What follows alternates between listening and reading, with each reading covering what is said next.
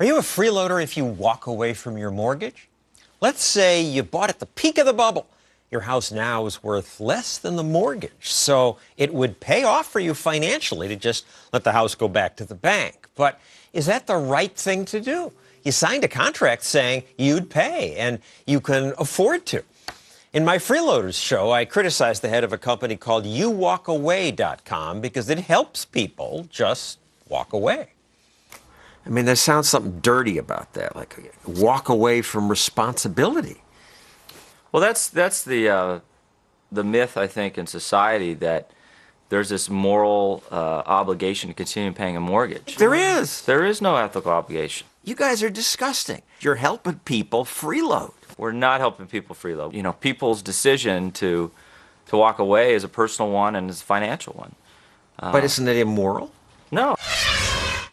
So, Chad Rule wasn't happy with my reporting, and he's here now to say so. So, what was wrong?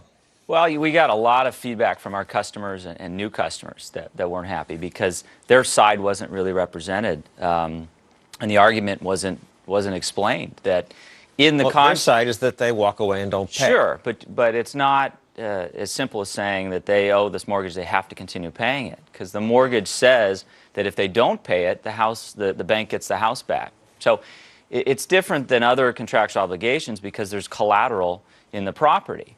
So they're not doing anything illegal. They're not breaking their word. They're following the terms of the contract. Well, I never said they were doing anything illegal, but aren't they breaking their word? Here's a mortgage contract. I shall pay the debt at the time and in the manner provided. Read on, and it says, but if you don't, then the bank back. gets the house back. We penalize you. So you're not getting off free and clear. And the best example I can use is, I mean, if you are in a cell phone contract, would you think twice about switching if you could get better coverage? Of course, you have to pay a penalty.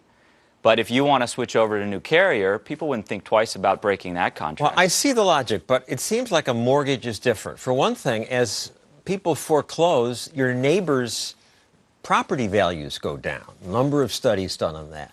And even on your website, you say, what if you could live payment-free for 8 months or more and walk away without owing a penny?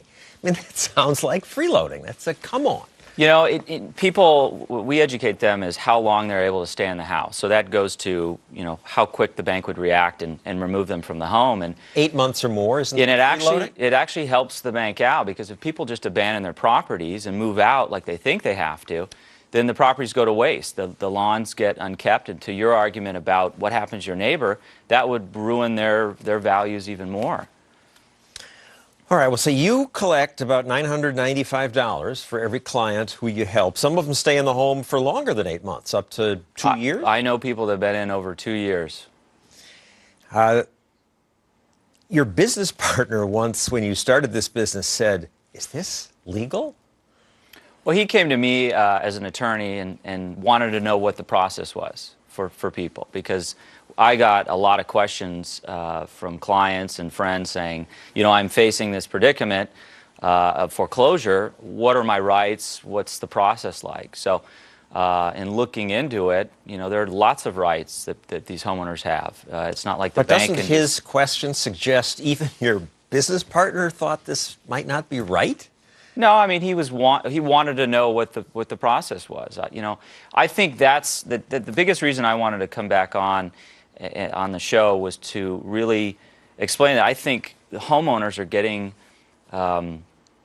misportrayed by the media, that they have this obligation. They're the ones that should bear the burden of this crisis. I think the real freeloaders are the banks. They're the ones who took government money through TARP. They're the ones who should have hedged their bets better with collateral in the property, interest rates. So they're taking this money. The banks are freeloaders. They're getting zero interest loans. And they're getting off pretty much scot-free. And it's the homeowners or the people that have to bear the burden here. Well, but whatever the banks do, that doesn't excuse the homeowner who just makes the decision, I'll walk away, because that makes mortgages cost the rest of us a little more. Every time somebody defaults, the bank has to say, okay, we're going to better make up for that by charging people more. Sure. I mean, they don't need to be excused for anything. They're making a decision for themselves, for their family.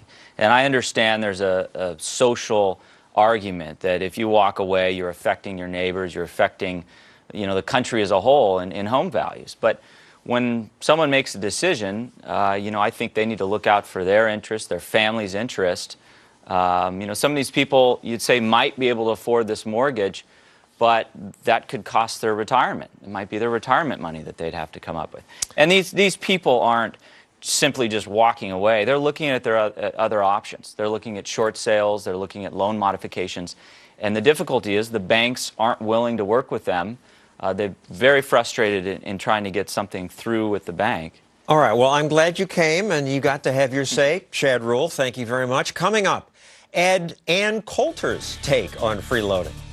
But next, the nastiest anti-stossel comments I got after my Freeloaders show came from people who were mad about what I said about government's handouts to American Indians. They called me ignorant, racist, a bigot. That's next.